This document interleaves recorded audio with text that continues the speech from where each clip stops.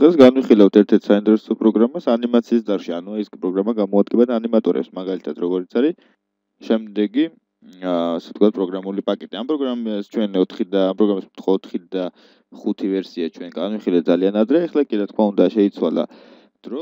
2011 წელს პროგრამამ განაახლა თავისი ვერსია და გამოუშვა 6-დან 0.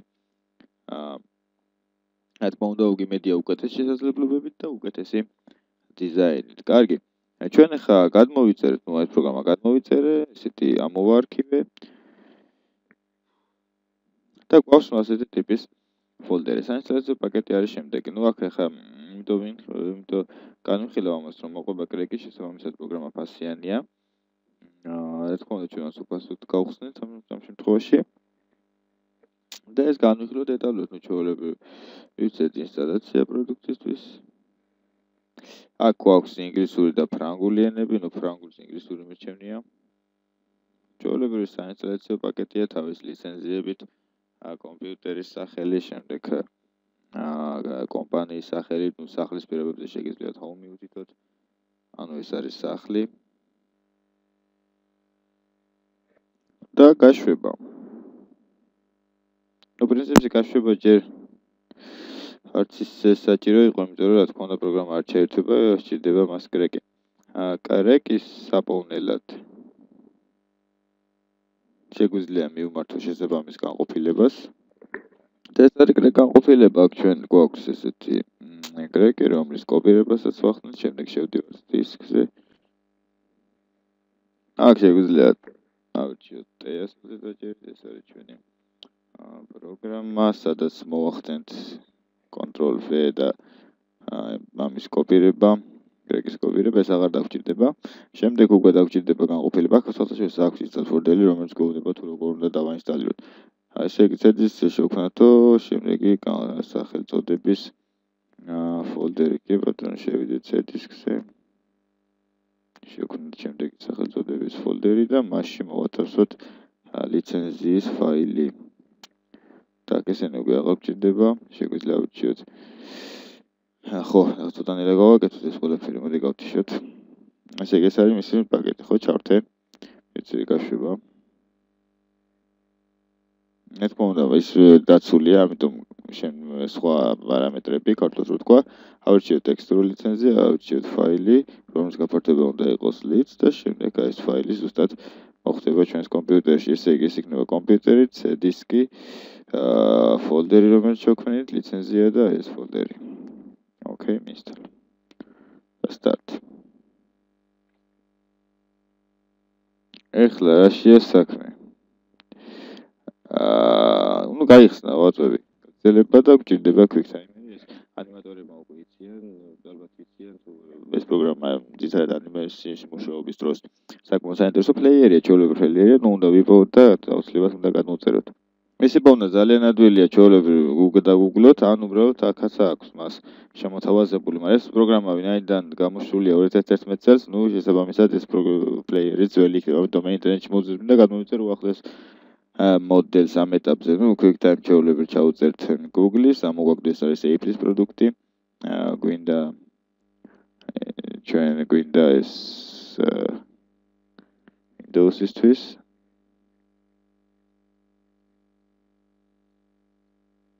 საქართველოში და მივცეთ გადმოწერა.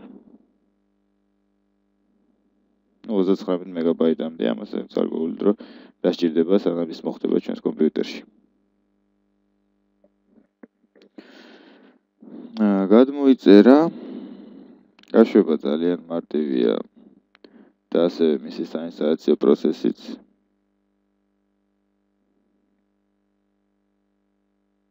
ესენ ჩვენ შეგვიძლია ჯერჯერობით დავხუროთ, ესეც აღარ დაგვჭირდება. და ავტომატურად განახლება გვინდა. ანუ ეგრევე თუ გინდა გამოჩნდეს და მისი იკონის არ გვინდა. დასრულდა. თუ გვინდა ვერსია ვიყიდოთ, ანუ ფასიანი ვერსიაც გააჩნია, არ მინდა და გავუშვათ როგორც იქნება ჩვენი პროგრამა. ეს თუ გინდა მოუშლი, ანუ პტიჩკას გავუკეთებ. Запуск რო აძლევს ყოველ გახსნას, მაგრამ ეგ ჩემი Windows-ის პრობლემაა, რომ თქვენ და შეიძლება საერთოდ არც გამოჩნდეს. პროგრამა გაიხსნა, ახლა პირველ რიგში ანიმატორებს თავაზობს რაღაცის დაწყებას, ხო, რა თქმა უნდა, ჩვეულებრივ იქნება სტანდარტული ფურცელი. და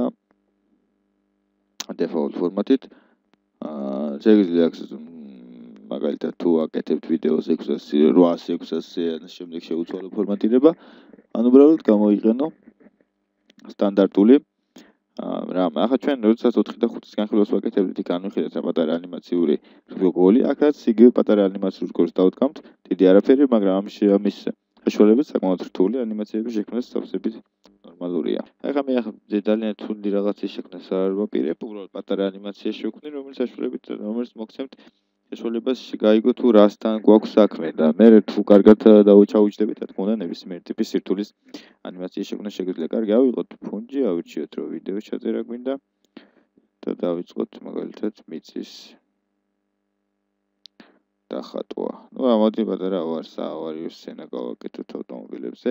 აქ გვაქვს ჩვენ გაყოფილება, სადაც მომზადებულია უკვე სკრიპტები, საერთოდ ხელით უნდა დაიხატოს, მაგრამ თუ ხელით დახატვა მაინც გვიჭირს, მაგრამ გვაქვს მისი გამზადებული შაბლონები. ასე თუ templates არა, ჩვენებს მარჯვენა კლიკის საშუალებით default templates აირჩიეთ და ეს ფოლდერი თქვენთან გაჩნდება, თუ ეს არ არის. ასე ავიღოთ რაღაც ტიპის საგანი.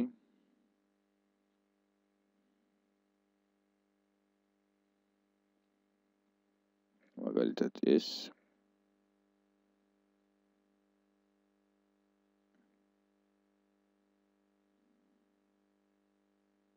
კლient უნდა მოინიშნოს, კლient არ იყო მონიშნა. ავიღოთ ესეთ რაღაც ტიპის საგანი და ეს ვიდეო ცოტა გავწელოთ, ანუ 50 ასევე ესეც გავწელოთ. 50 კადრი ეს, ანუ ვიდეოს დასრულებამდე ეს უნდა მეორდებოდეს. ეს კადრი არ შეიცვლება, უკანა ფონია, კადრი არ შეიცვლება, შესაბამისად, აქ საინტერესო არც არაფერი არ არის. ეს არის ის, რა ქვია,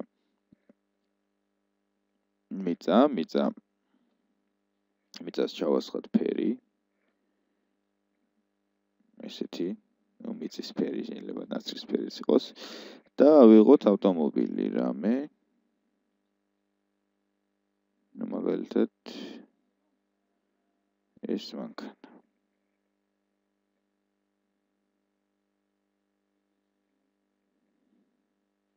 მანქანა, რომელიც გაივლის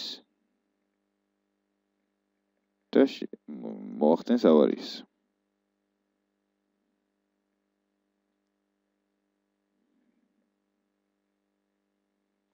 შეიძლება მანქანის ხვირი ჩანს.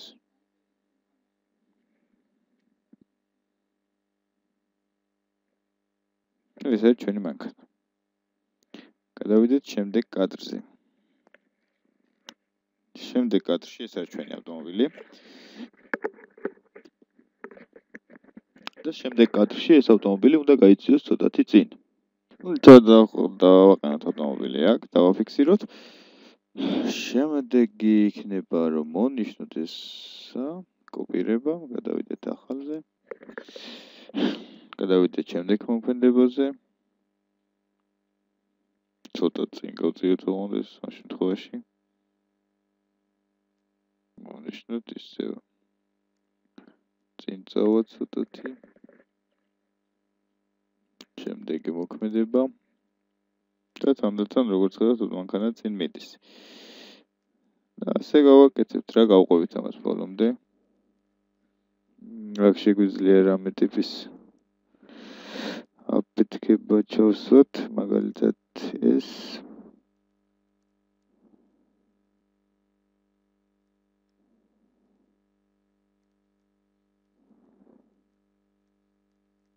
და მისი აღზრდობას გავადიდოთ, იმიტომ რომ არ დაიგებს.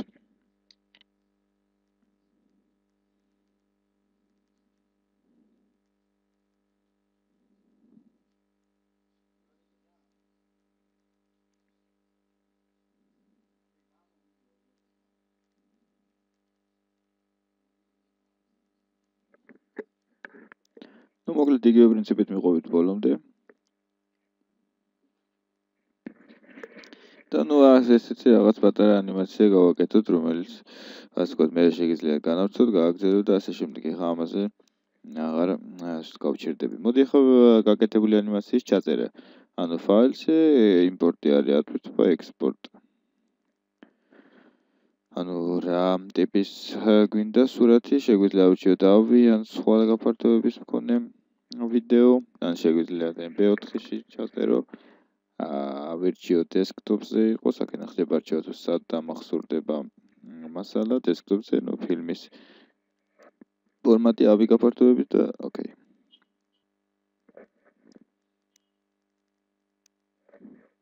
ჩაიწერა და არის ესეთი ტიპის ანიმაცია.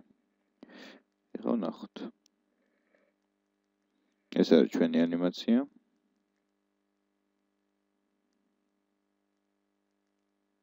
აქ იმიტომ არ გრძელდება, იმიტომ რომ ჩვენ ბოლომდე ხო არ იმას ვქენთ. ეგეთი ტიპის პატარა ანიმაცია შევქმნით ამ პროგრამის საშუალებით ძალიან მარტივად. რა თქმა უნდა, თუ კარგად ჩაუჯდებით, შეიძლება უფრო სერიოზული და უფრო საინტერესო ტიპის პროგრამების შექმნა. ამ ეტაპზე სულ ეს იყო.